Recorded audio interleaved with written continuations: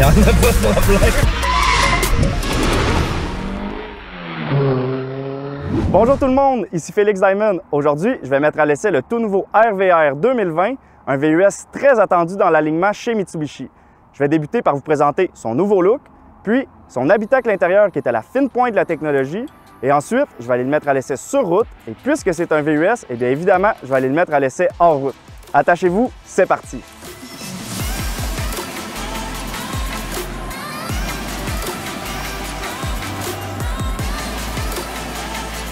Avant de passer à la suite, abonnez-vous à notre chaîne YouTube Autopassion et n'oubliez pas de cliquer sur la petite cloche pour rester à l'affût de nos nouvelles vidéos. Tout a commencé dans les années 70. Mitsubishi désirait vendre plus de voitures sur les marchés internationaux et c'est en faisant un partenariat avec Chrysler qu'ils firent leur entrée sur le marché nord-américain avec des voitures historiques comme la Dodge Colt notamment. Au milieu des années 80, alors qu'une loi américaine limitait le nombre de voitures japonaises importées sur leur marché, Mitsubishi et Chrysler s'incorporèrent pour créer ensemble une nouvelle filiale nommée Diamond Star Motors.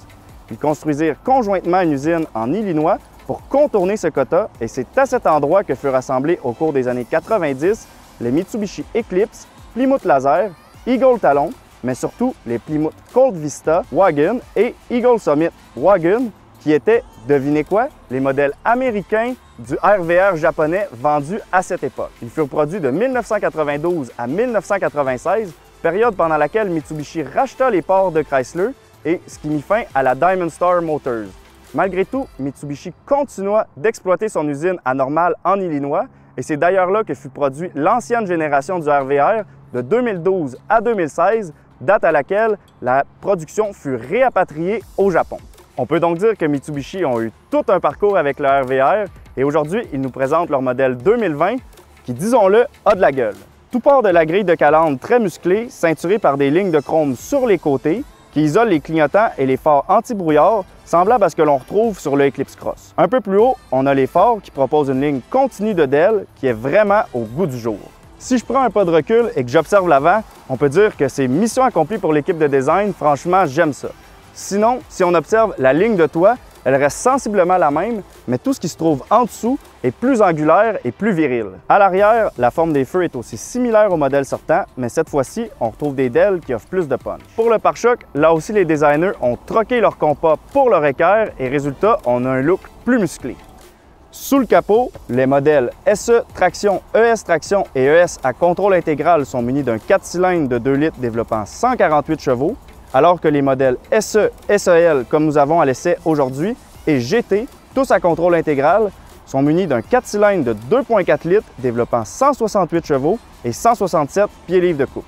À l'intérieur maintenant, le RVR 2020 propose un écran plus gros de 8 pouces avec toutes les fonctionnalités offertes par Mitsubishi. Donc on parle radio, radio satellite, téléphone Bluetooth, nombreux réglages et Apple CarPlay.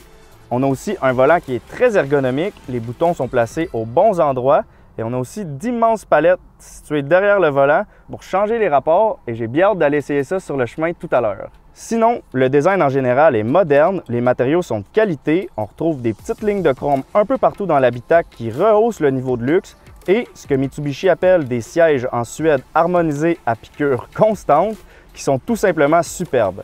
Pour ce qui est de l'espace, l'habitacle est spacieux, à l'avant comme à l'arrière.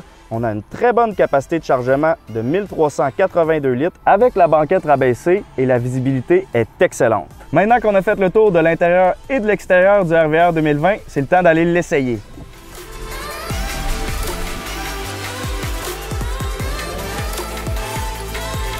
On est sur la route en RVR 2020 et première impression, c'est vraiment que l'auto est solide. Le RVR, c'est le meilleur vendeur chez Mitsubishi au Canada. On parle de 6200 exemplaires vendus l'année passée. Et c'est aussi, je dirais, le produit le plus compétitif dans sa catégorie, offert par la marque aux Trois Losanges. On sent vraiment que l'auto est robuste. Je dirais que le feeling du volant s'apparente plus à celui d'un Jeep ou même d'une camionnette, contrairement à ses concurrents qui, eux, sont plutôt des voitures compactes surélevées. Sinon, ces 168 chevaux et 167 livres-pieds de couple peuvent paraître justes, mais ses performances sont surprenantes. Quand on appuie sur l'accélérateur, il n'y a pas vraiment de délai. On a la nouvelle transmission CVT Invex 3 qui a franchement du pep. Aussi, vous devez savoir que sa cote de consommation est affichée à 9,4 litres au 100, ce qui est excellent pour un VUS de cette catégorie. Pour ce qui est de la tenue de route, là aussi Mitsubishi en offre plus que leurs concurrents. Le châssis est vraiment rigide. La suspension, c'est du McPherson à l'avant, multibras indépendant à l'arrière, ce qui est standard, mais qui fait vraiment très bien le boulot. Et évidemment, c'est pas une Lancer Evolution, mais ça demeure une conduite qui est vraiment très le fun, vraiment plaisante et franchement surprenante. Évidemment, c'est un VUS et qui dit VUS dit essai hors route. Alors moi, personnellement, l'essai sur route, on va faire ça un petit peu court, mais on va essayer d'y en donner un petit peu plus hors route pour voir vraiment qu'est-ce qu'il y a dans le ventre.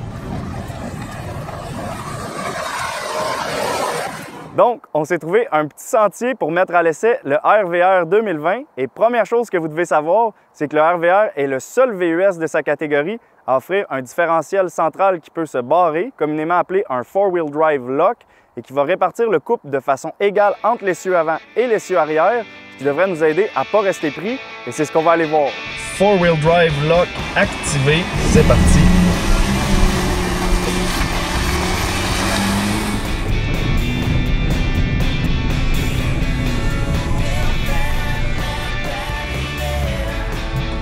Donc là, on a 2 roues dans l'eau et 2 roues sur le sable. Et on va partir bien lentement pour montrer comment que le différentiel fonctionne bien. Et voilà.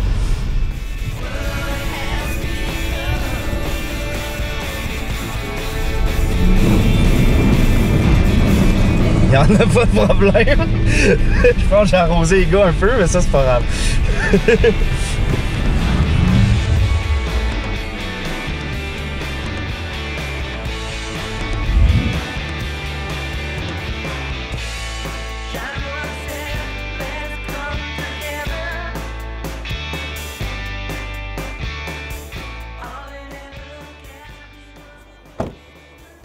Ouais, ben on l'a essayé pour la peine. Alors, ce que je peux dire du RVR 2020, c'est qu'il se distingue sur plusieurs facettes. Premièrement, son look est très réussi et il reflète mieux, selon moi, son caractère musclé par rapport à l'ancienne génération. Deuxièmement, il offre un plaisir de conduire qui est vraiment supérieur à ce que les concurrents proposent. Et finalement, il offre une sensation de robustesse qui est vraiment dure à décrire. Il faut vraiment le conduire pour comprendre, mais croyez-moi, c'est du solide. D'ailleurs, c'est sans doute pour cette raison-là que Mitsubishi offre la meilleure garantie au pays, soit 10 ans, 160 000 km. Et petite anecdote, tout à l'heure, nos amis chez Mitsubishi Drummondville qui nous ont prêté notre RVR 2020, ils ont dit que c'est vraiment pas avec leur département de service qu'ils font leur argent, parce que Mitsubishi, c'est vraiment fiable. C'est donc tout pour aujourd'hui. Si le RVR 2020 vous intéresse, n'hésitez pas à passer au concessionnaire Mitsubishi Drummondville ou Mitsubishi Granby pour en faire l'essai. Et d'ici là, si vous avez des questions, n'hésitez pas à les laisser en commentaire. Et si vous avez apprécié cette vidéo, n'oubliez pas de cliquer sur « J'aime ». On se revoit bientôt pour une prochaine capsule.